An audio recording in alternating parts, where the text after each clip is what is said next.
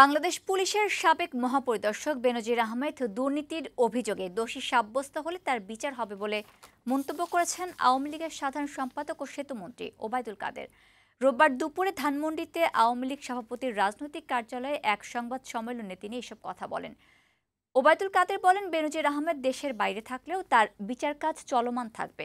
বিএনপিকে দুর্নীতির আখড়া উল্লেখ করে তিনি বলেন, বিএনপির আমলে দুর্নীতির মহোৎসব শুরু হলেও তারা সরকারে থাকতে দুর্নীতির বিরুদ্ধে কোনো ব্যবস্থা নেয়নি।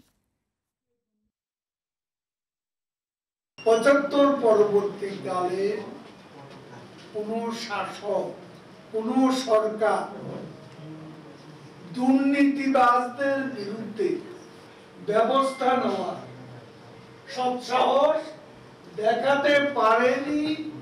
শেখ হাসিনা সরকার সেটা দেখিয়েছে। বেনজির যদি মামলা দুর্নীতিবাজ সাব্যস্ত দেশে তাকে আসতেই